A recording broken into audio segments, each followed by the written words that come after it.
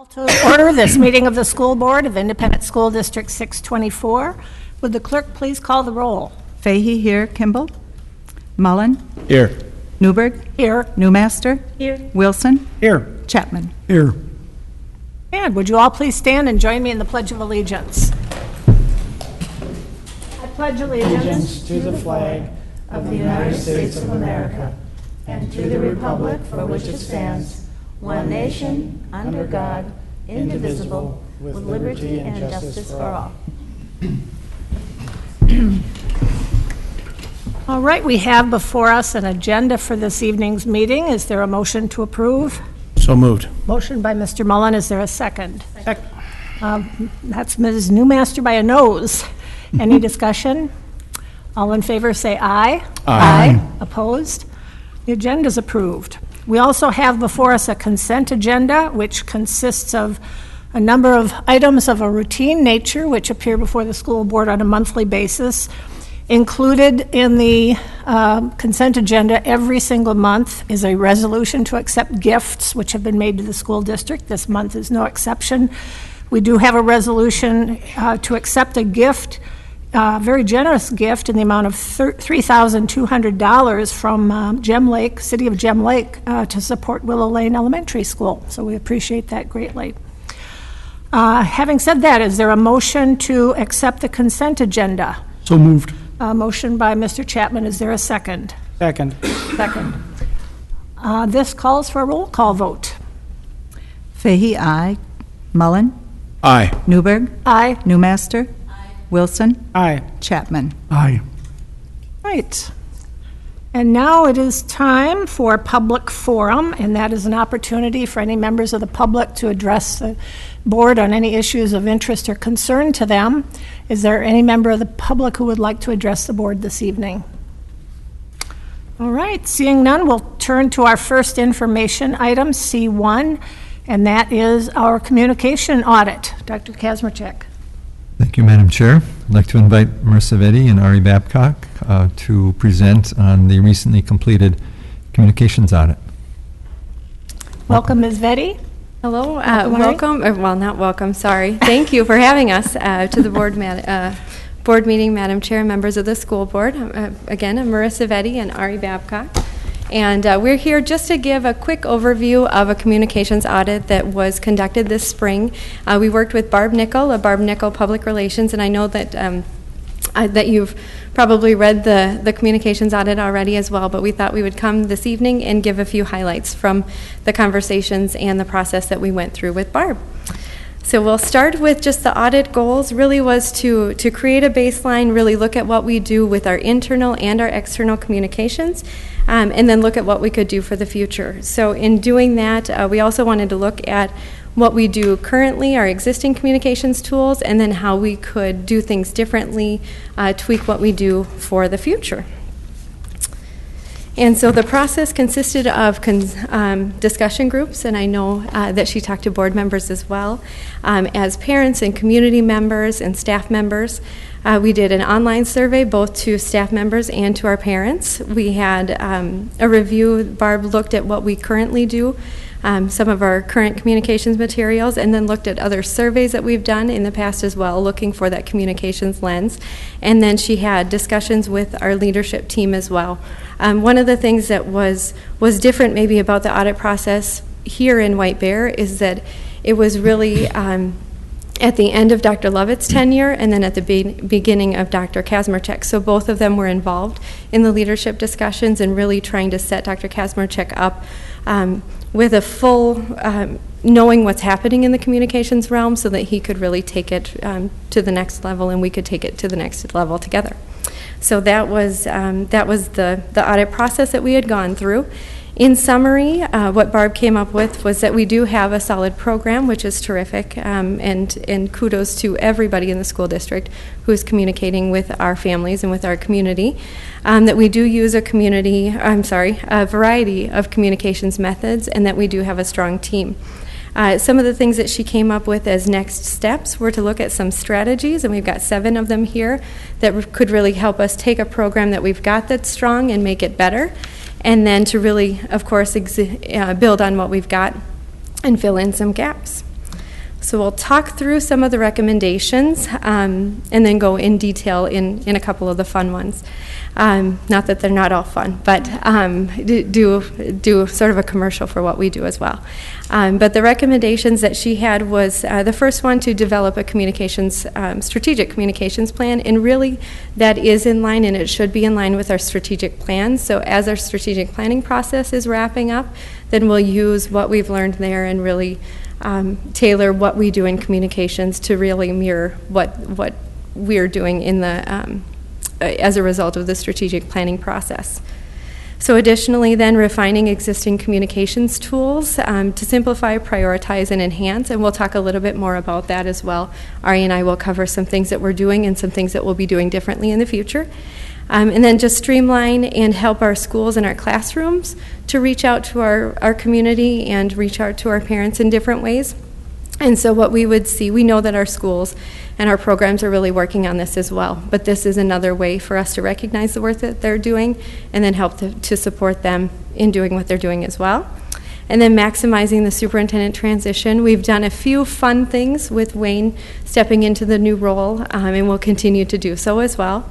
Strengthen and expand the existing district brand. We were excited to hear, and again, it's the role of all of us and the work of all of us. But Barb had said, I don't know of anybody who has a bigger or stronger brand. The orange, the Bears, everybody gets it. Everyone walks around saying, "Go Bears." So that was really fun for us to hear, but then to help others incorporate that into what they're doing in their schools and programs is important and will be fun work for us in the future as well.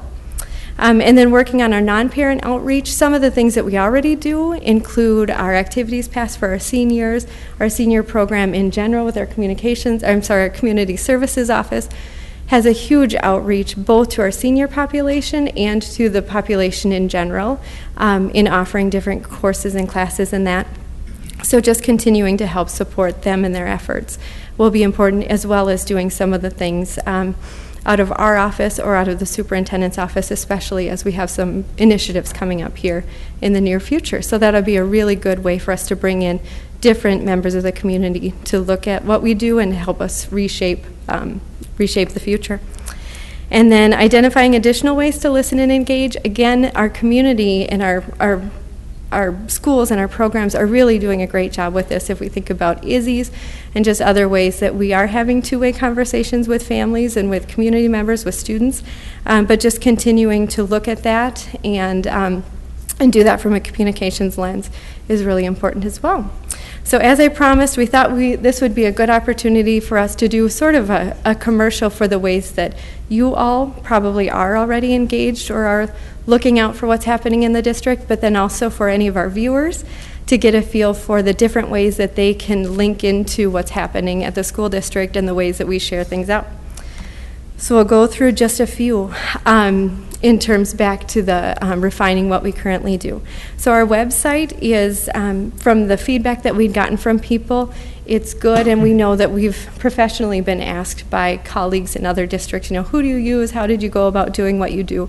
On the flip side, though, we do know that a website is something that you always are tweaking, which we're doing, but it's always up for redesign, really.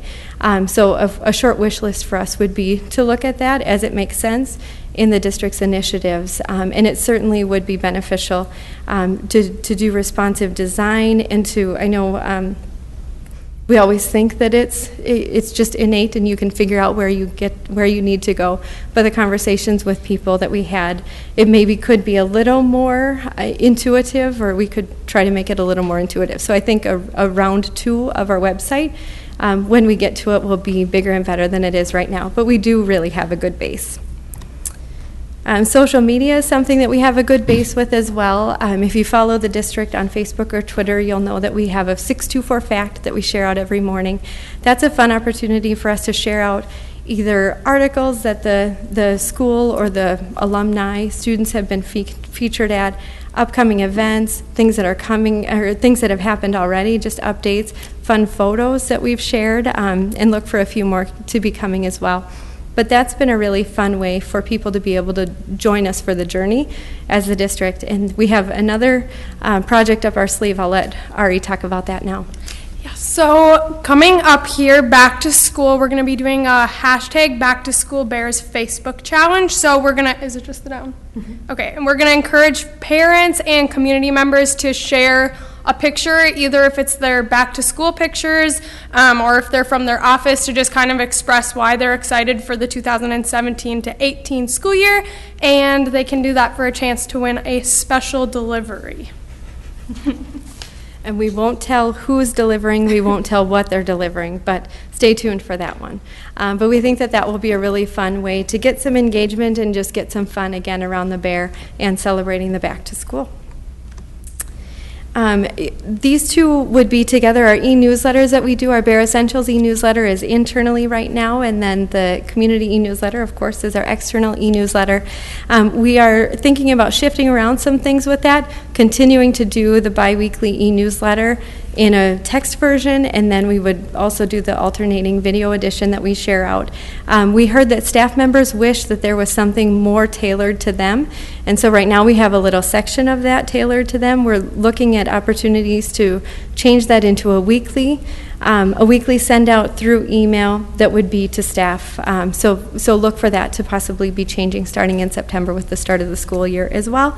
But the e-newsletter itself would also continue to be mailed to families and emailed to families and to staff members, and be a lot of great information for our families. One of the sort of a good problem to have is that we have so much great information in there because we have so many people who are willing and excited to share with us the updates happening in their schools and programs, that people said, I love it, but it seems so long. So we're trying to figure out how to balance the need of letting people read some quick tidbit, but also being honoring of the work that people have done. And they're excited, and we're excited to share it out. So we have that delicate balance that we continue to seek, and we'll continue to do so. So digital backpack is something that came up in conversations with Barb as well, and it's not out of our communications office, but it certainly is a communication that the district is sending out to families. So we got some great input that the digital backpack, the community services office, when they do the electronic flyers process, can have some good feedback for that as well. Our calendar, Barb literally wrote, "Don't change it, people love it." So that was a good kudos to all of us and to our students for just being so cute. And the pictures really tell the story, and I think that people appreciate that. It's a lot of work, I know, for our buildings to really land on the dates and say, okay, this is what it is, and be forward thinking in that, but it pays off. Our families do really appreciate our hard work and the printed project that comes out as a result of that. And then last but not least is our Parent Leaders Forum. That is something that Dr. Lovett had started, and Dr. Kazmarchek is continuing to meet monthly with our parent leaders. So our PTA, PTO leaders, and other parents who are interested in joining us for a parent conversation once a month. And we'll continue to do that as well. And they saw that that came out as beneficial as well. And again, these are some of the things that we do. We're looking forward to using the input that we had gotten from the audit and ideas that we had as well, and just doing it a little bit better, which will help to grow our program and help to serve our families.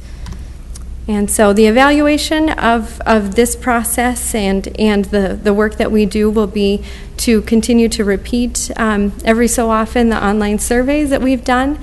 And just as a tidbit, kudos to the community. We just recently, at yesterday's e-newsletter, we sent out a survey asking related to the Back to School Bears and related to Facebook engagement. And as of this morning, we had 12 people who had done it already. So it was sent out at 5 o'clock or 6 o'clock last night, and we already had people who are doing it. And it was not necessarily buried, but it's really...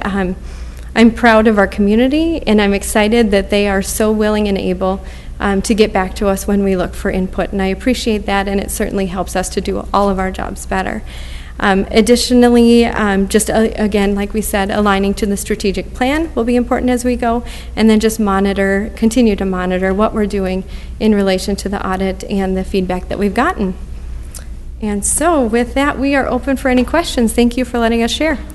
Well, thank you, Ms. Vetty. Ms. Babcock, I really applaud both of you for recommending and going through the communications audit and then being committed to implementing the recommendations that they have made. I also want to say, I mean, the publications that you have put out on behalf of the district have won multiple awards. I mean, they are just fabulous, and don't change that calendar. Right, we won't. All right. We promise. Does anyone else have any questions? Yes, sir.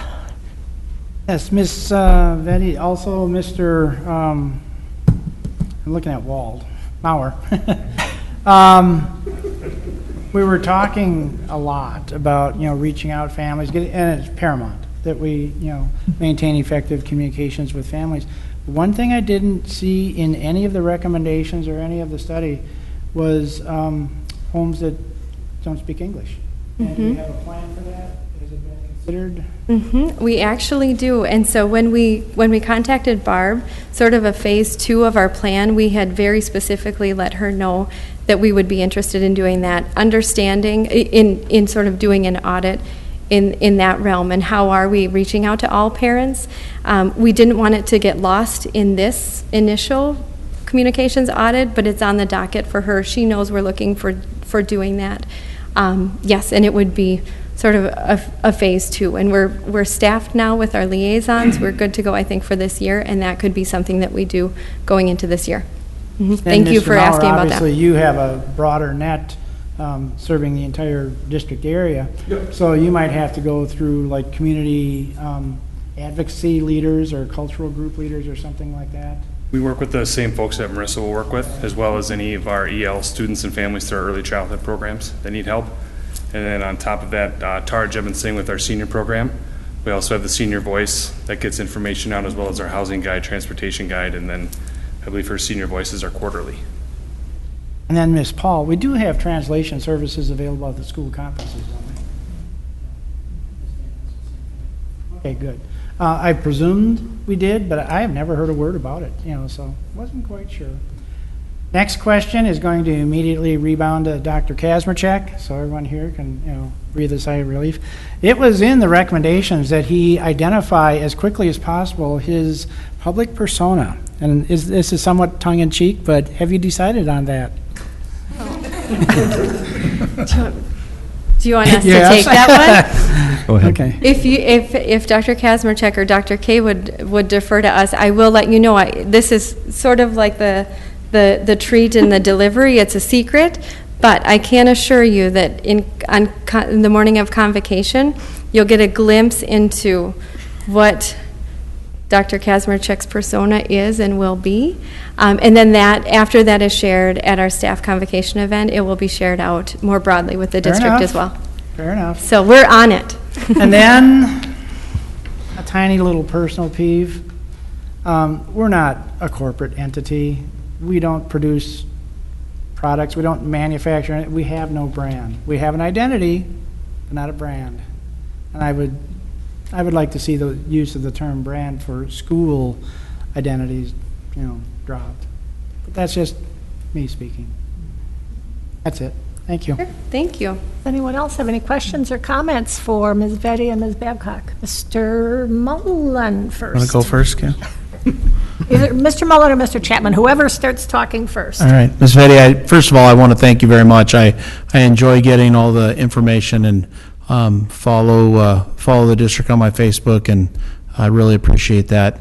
The question I have might be geared more towards Dr. Kazmierczak or Mr. Garrison, but one of the things that I continue to hear about, and we've seen in the report also, was the I don't want to say it's dislike, but the understanding that some teachers use Schoology, some teachers use Google Classroom, some, Skyward. Is there any talk about trying to figure out this piece? I know at one point we were talking about trying to work one password for all of them or something like that. How's that coming along, or where's that? Mr. Garrison? Yes, a multi-phase process, in part because we still have specific teachers that have really bought into specific communication strategies, and so to kind of to move back into one is just a longer process than I think maybe we're comfortable with, but really important for the staff to feel like the effort that they've put into learning platforms and to building content is viable. We do have the single sign-on solution for parents, which we think is a really good initial step. And then we've got, with our new data system, Illuminate, that we're bringing in, we think that's going to help to be a single place where people can see their student data. So I think a couple of things happening this fall that'll help. We still have Schoology and Google Classroom out there, and are going to work with buildings to kind of come up with a consistent voice about what's happening. But we're not prepared to get rid of either one at this time. And maybe as a follow-up then, and not to say, hey, listen, it's got to be this timeline, but do you have a kind of a timeline where we can expect to be into something, just one?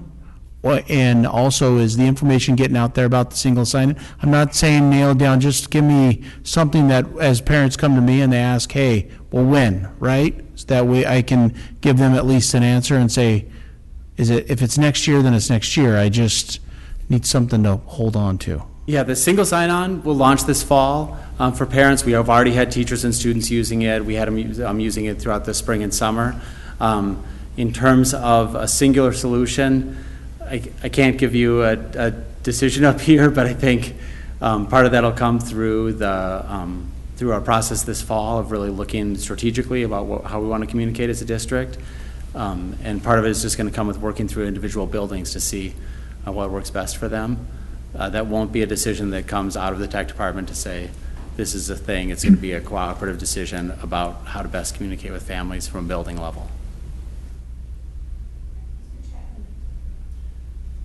Well, first off, I want to thank both of you, Ari and Marissa, and Barb Nickel. I think she did a phenomenal job, but the three of you did, in terms of pulling this together. I was pleasantly very much surprised to see just how in-depth it was. I wasn't sure, initially if it was going to be more touching the surface or how in-depth, but it really got in there. And I think it does address a lot of the issues, both what's working, what parents like, what the community likes, and also areas for improvement. So first off, I wanted to just thank you for that. Piggybacking on what Mr. Mullen had talked about or asked about, I guess Mr. Garrison, if you could, back to you, relative to the process of determining what kind of applications are going to be used. You had mentioned, what the individual buildings want. Is this going to be on a building by building basis, or I guess, a little more feel? And again, I'm not necessarily looking for everything tonight, but just some idea of what your thought process, if you've had a chance to think that far, what the process is going to be like, as far as, whether it's going to be Schoology, Google Docs, or something else, or some combination. If you could just speak to how you're going to arrive at that a little bit, if you've got some ideas. Specifically related to Schoology, it seems to be breaking out by level, where elementary schools are using Schoology less and less. Middle school seems to be kind of in the middle, and high school is using Schoology quite a bit. And so, I think it would be okay if it came out by level like that. But part of what's going to help us make that decision is one of the reasons that a lot of high school teachers are using Schoology right now is that they've got a lot of content in there. There's the possibility to migrate some of that content over to Illuminate. And we see a lot of strength in that program. But we need to wait to see how the year gets underway and how teachers react to that, and if it is as easy to use as we've perceived it to be from the get-go. If it is, and that's an easy transition, I think that would be an easier transition for us to move away from Schoology at the upper level. And I know there's a lot of North and South teachers that really depend on that and they've spent years building curriculum in there. So it's a harder thing to pull away. At elementary, where it was more like a classroom website and there wasn't a lot of content built in at the elementary level, it was an easier thing to step away from and move into something like a Google Classroom.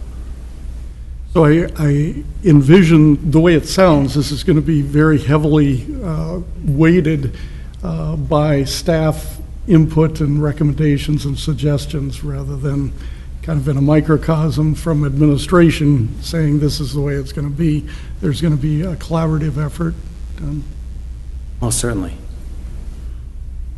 Ms. Newmaster, I think you are next. Well, that was sort of my feeling. I was encouraged to hear that it was not going to be a technology decision, and now that it's based on curricular needs.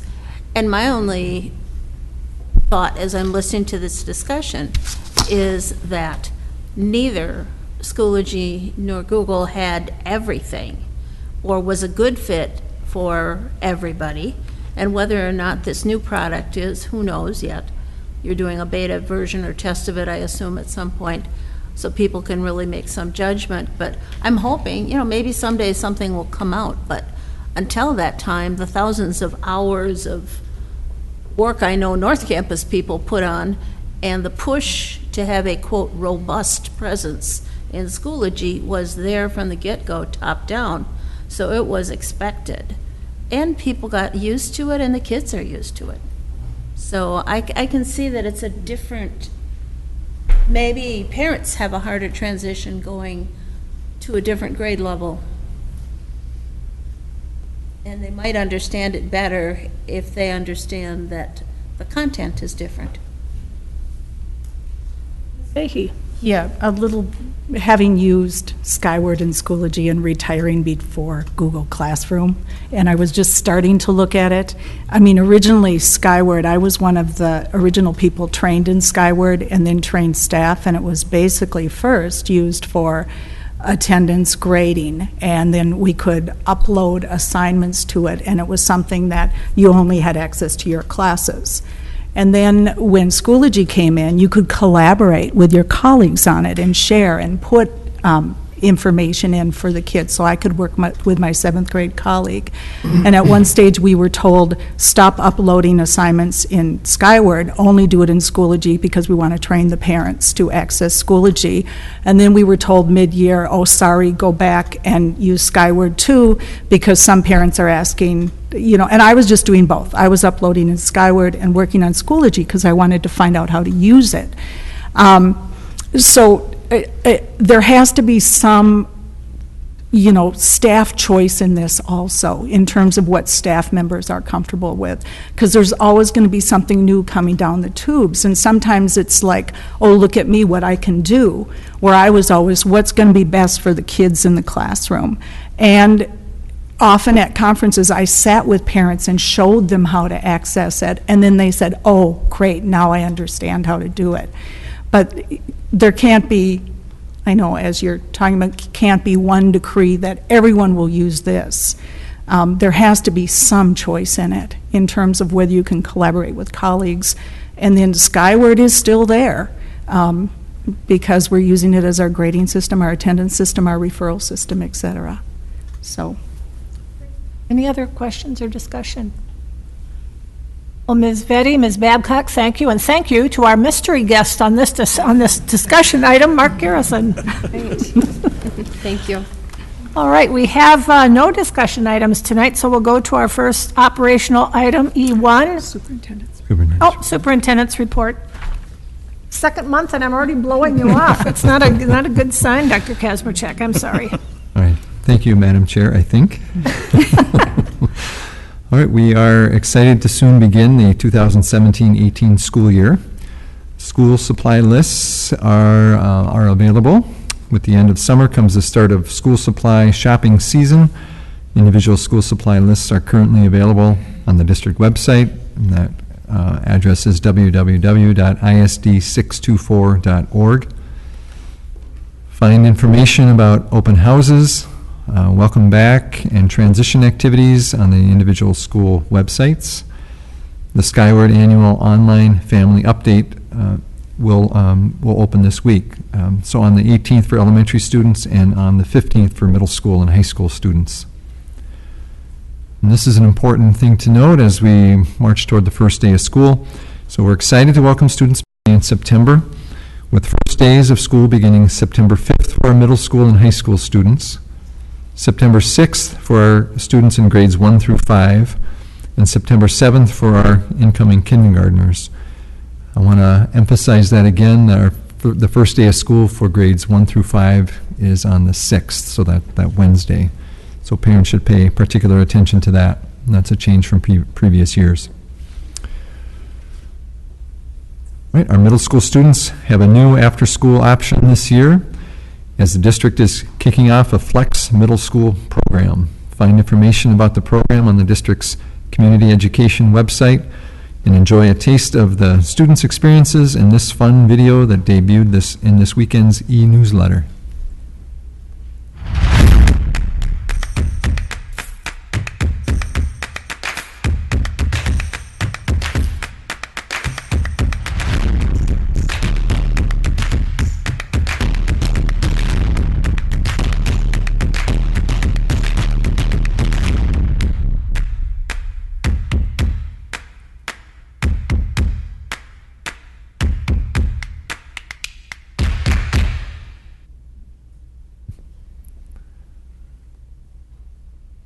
All right, thank you. District community members age 65 and older are invited to apply for our Senior Activity Pass, which allows free entry into a variety of activities for entertainment, home athletic contests, concerts, and theater productions, to name a few. If you'd like to be added to the list, call the superintendent's office at 651-407-7563 to request a free activity pass and a 2017-18 district activities calendar. White Bear Lake Area Schools is currently hiring a variety of positions for the 2017-18 school year. Find employment opportunities on the district's website and join White Bear Nation. Minnesota Comprehensive Assessment results were released recently by the state. The district continues to outperform the state in MCA results, and we continue to implement long-term initiatives committed to success for all students. Additional information will be shared at future school board meetings. And last but not least, I'm happy to report that the calendars are in the final stage of production and will be arriving in families' mailboxes very soon. Community members who would like a copy can stop by any of our district schools in September or call 651-407-7563 to request one to be mailed to their home. Thank you very Thank much, you. Dr. Kazmierczak. All right, now we'll turn to our first operational item, E1, and that is action on Northeast Metro Intermediate School District 916's long-term facility maintenance budget and proportionate share. Dr. Kazmierczak. Thank you, Madam Chair, members of the board. So this is an annual approval item for member districts of Intermediate District 916. The White Bear Lakes proportionate share of project costs for fiscal years 2018 and 2019 is $26,296.43. The primary cost driver for this particular year is the asbestos abatement at Capitol View as part of the larger facilities projects going on with 916. In future years, we expect this figure to be considerably less because of the older facilities are being taken offline and are being replaced with newer facilities. So in the future, you'll see this figure go down considerably. So with that, I'm open to any questions about this, but again, this is an annual approval item that allows member school districts to levy the amount of their proportionate share for the cost, the long-term facilities maintenance costs for Intermediate School District 916. Thank you, Dr. Kazmierczak. I won't ask the clerk to read the whole resolution into the record. It's quite lengthy, but I will entertain a motion to approve the resolution as it appears in our board packet, approving Northeast Metro Intermediate School District number 916's long-term facility maintenance budget and authorizing the inclusion of a proportionate share of those projects in the district's application for long-term facility maintenance revenue as presented. Is there a motion? So moved. A motion by Mr. Wilson. Is there a second? Second by Ms. Newmaster.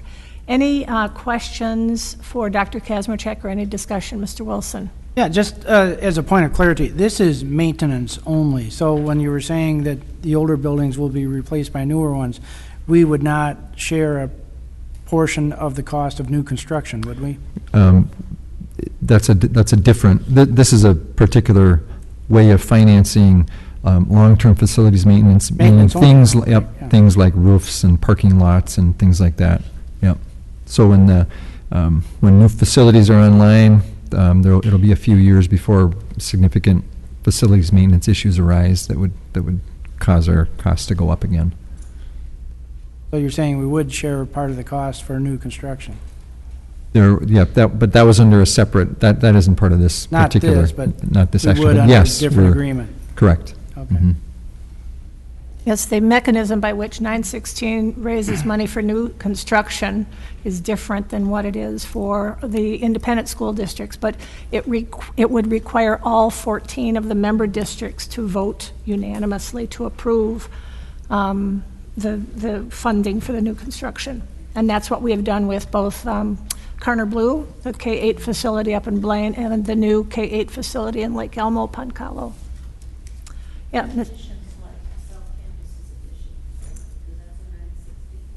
Yes, 916 does lease part of South Campus for use in their programming. Any other questions for Dr. Kazmierczak? All right, we have a motion and a second. This is a financial matter, so we'll ask for a roll call vote. Fahey, aye. Mullen? Aye. Newberg? Aye. Newmaster? Aye. Wilson? Aye. Chapman? Aye. All right, the motion carries. We'll turn to the next item, E2, and that's action on a resolution relating to the election of school board members and calling the school district general election on November 7, 2017. Dr. Kazmierczak. Thank you, Madam Chair. Mr. Mauer will cover this particular item. Welcome, Mr. Mauer. Yeah, good. Madam Chair, members of the board. So we contract with Ramsey County to run all of our elections. Last week we had Joe Ramsey, the county elections manager, come out to meet with us just to connect and reaffirm our responsibilities both on the district side and the county side as the upcoming elections are coming up, and we wanted to make sure that we have everything in position and ready to go. Last week he reaffirmed that we are all on the same page. We're in line in the timeline for what we have to complete.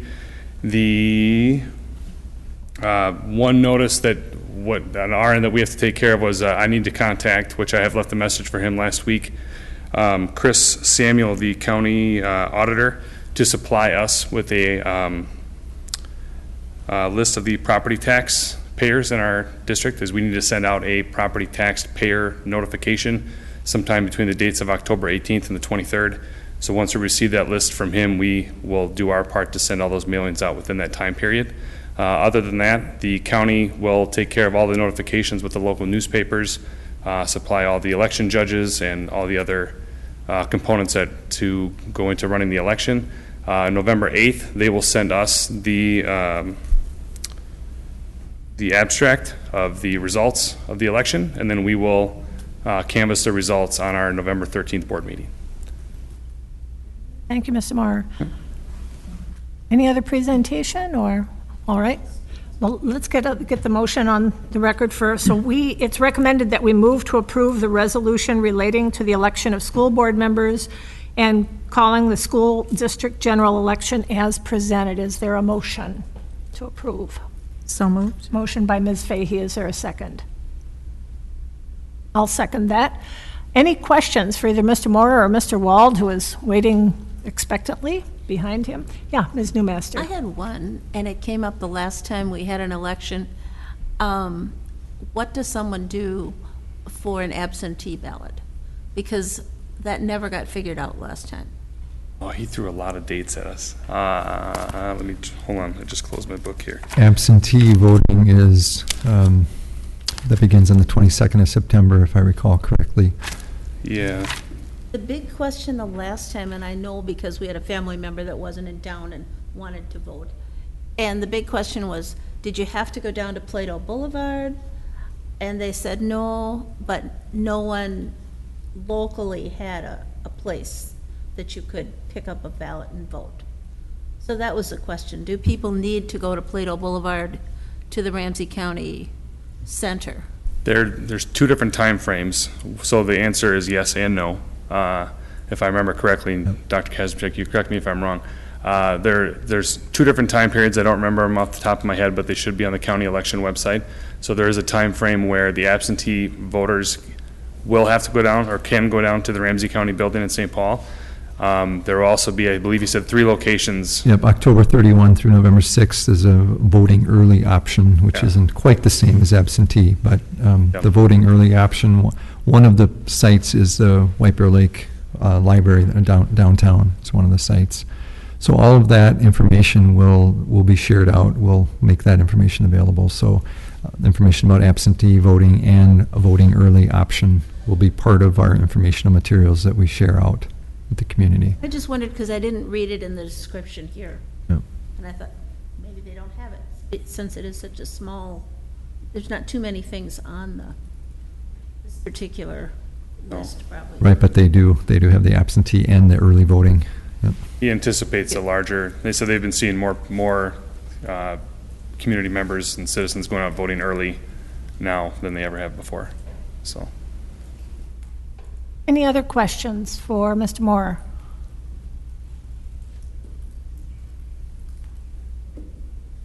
Is Ms. Reber, does she have?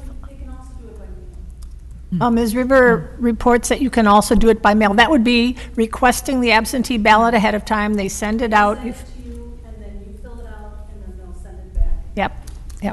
She laid out the process good from the cheap seats. Thank you, Ms. Reber. Any other questions for Ms. Reber or Mr. Moore? All right, seeing none, we have a motion and a second. Let's, just to be safe, let's do a roll call vote. Fahey, aye. Mullen? Aye. Newberg? Aye, Newmaster? Aye. Wilson? Aye. Chapman? Aye. and that motion carries. Thank you, Mr. Moore. We'll turn to our next item, E3, and that's action on a resolution relating to renewing the expiring referendum revenue, authorization of the school district, and calling an election thereon. Dr. Kazmierczak or Mr. Wald? I will welcome Mr. Wald to the podium, and he will take this one. Welcome, Great. Mr. Wald. Thank you, Madam Chair, members of the board. At our July meeting, you reviewed parameters for an upcoming levy renewal authorization, and that was $1,538.31 per pupil unit. The total value of the levy would be $14,258,735. That constitutes about just over 13% of the annual budget for the school district. The levy has an inflationary adjuster. That level is indicated to us by the Minnesota Department of Education using the Consumer Price Index. Just so happens that level has dropped a little bit this summer, and so the levy amount per pupil unit is just slightly lower than what we had anticipated. The length of the levy, as discussed in July, would be 10 years. And the tax impact of the levy, there'd be no negative tax impact, as this is just a renewal of an existing operating levy. Thank you, Mr. Wald. Before we put it open for questions, we do have a recommendation that we approve the resolution relating to renewing the expiring referendum revenue authorization of the school district and calling an election thereon as presented in our materials. Is there a motion to approve? So moved. A motion by Mr. Wilson. Is there a second? Second by Ms. Newmaster. Any questions for Mr. Wald regarding this? Yes, Mr. Chapman. Mr. Wald, could you just mention again why the short or small reduction was from what was estimated in July to now? What accounts for that again? Yes, when estimating the value of the levy per pupil unit, Consumer Price Index is used. When that level drops a little bit, the value of the levy will drop a little bit, and it just so happened to drop just slightly. Yeah. Any other questions for Mr. Wald? Right, we have a motion and a second. Let's have a roll call vote on this as well. Fahey, aye. Mullen? Aye. Newberg? Aye. Newmaster? Aye. Wilson? Aye. Chapman? Aye. That motion carries. Thank you, Mr. Wald. Thank you. Our next operational item is action on the McPhail Center for Music Partnership. Dr. Kazmierczak. All right, thank you, Madam Chair. Welcome Ms. Sarah Paul also to the podium as well. I'll begin, and then if there are questions, Ms. Paul will be able to help answer some of those if there are quick other questions. So this is a partnership that dates back to 2006. McPhail provides piano lessons and violin lessons to various grades at Birch Lake Elementary School. This contract is consistent with what we've had in the past, and the net cost to the district is about $26,000. So with that, back to you. I have a recommendation that we approve the partnership, the renewal of the partnership agreement with McPhail Center for Music for 2017 to 2018, consistent with the agreement in our materials. Is there a motion to approve? So moved. Motion by Mr. Mullen. Is there a second? Second. Second by Ms. Fahey. Any questions for Ms. Paul regarding this, or for Dr. Kazmierczak? Yes, Mr. Chapman.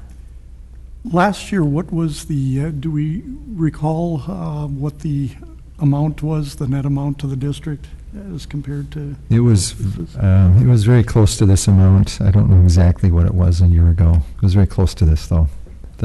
We adjusted the cost last year, and I believe it remained the same. I don't know that I could find it in 30 seconds, but I could follow up with you. It's very similar. Okay. Very close. Any other questions? Seeing none, we have a motion and a second. This calls for a roll call vote. Fahey, aye. Mullen? Aye. Newberg? Aye. Newmaster? Aye. Wilson? Abstain. Chapman? Aye. That motion carries. We'll turn to our final operational item, and that is the approval of the nutrition services grants. Dr. Kazmierczak Right, and Mr. welcome, Wald. Mr. Wald. Nutrition Services applied for and received 3 equipment grants, all of which are described in your board packet. I'd like to just acknowledge our Director of Nutrition Services, Bridget Lane, for actively seeking out these grants and securing 3 really important grants that total $86,775. The first grant is the National School Lunch Program Equipment Grant from the USDA. That's a $25,000 grant. It's used to purchase salad bar serving line equipment for Central Middle School. The grant will cover about 80% of the cost of that project. So Central Middle School will be enjoying new serving equipment for their salad bar. The second grant is the Winston Industries Equipment Grant from Winston Industries and the School Nutrition Foundation. That will provide 10 pieces of Winston Industries hot holding equipment. That's a grant of $51,775. So in the kitchen, they'll prepare foods and they'll hold it in the holding equipment. Some of it will be used for transporting food from site to site, maintaining just the accurate temperature as required for those foods. Equipment from this grant will go to Hugo Elementary, Willow Elementary, Central Middle School in both campuses, South and North Campus of our high school. And South and North will have transport pieces. The third grant, taking advantage of the Super Bowl coming to town, is the Super School Breakfast Grant from the Minnesota Super Bowl Legacy Fund and Midwest Dairy. That totals $10,000, and that grant will fund implementation of school breakfast outside the cafeterias at North and South. It'll provide equipment for point of sale. So students will be able to enter the atrium at South Campus and have an option to purchase breakfast food just as they enter the door there. At North Campus, they'll have an opportunity to purchase breakfast food after first hour, between the first and second hour classes. And so our hope is that we'll make an adjustment of about 5% of our high school students accessing breakfast on our campus. Our goal is to get that number up to 15%, which is still below the number of free and reduced students that we serve. And so we're hoping that students who qualify for those services will be assured a good breakfast when they arrive to school every day. So that was a $10,000 grant, and we'll be starting that program right away this fall. Thank you, Mr. Wald. Yep. Operational items to accept grants are my favorite kinds to vote on. So we have a recommendation that we accept 3 grants: the National School Lunch Program Equipment Grant for $25,000, the Winston Industries Equipment Grant for $51,775, and the Super School Breakfast Grant for $10,000. Is there a motion to approve? So moved. Motion by Mr. Chapman. Is there a second? Second. Second by Mr. Wilson. Any questions for Mr. Wald regarding this? All right, we have a motion and a second. This calls for a roll call vote. Fahy, aye. Mullen? Aye. Newberg? Aye, Newmaster? Aye. Wilson? Aye. Chapman? Aye. and the motion carries. So our final item on the agenda is board forum, an opportunity for board members to share with each other and the public any information about upcoming events or anything else that their heart desires. Does anyone have anything for board forum tonight? Mr. Wilson? No one laughed too loudly, but I was doing some track work Sunday at South Campus, and I told you. And I got to tell you, the condition of White Bear Stadium, the playing is absolutely stellar. It's a very accommodating entrance when you arrive. It looks comfortable. I'm sure it is, as much as bleachers can be. But it is so attractive. The field, I thought, was artificial until I saw a couple weeds growing in it. But I mean, it is absolutely manicured. I think there's a new Bear logo on the west end.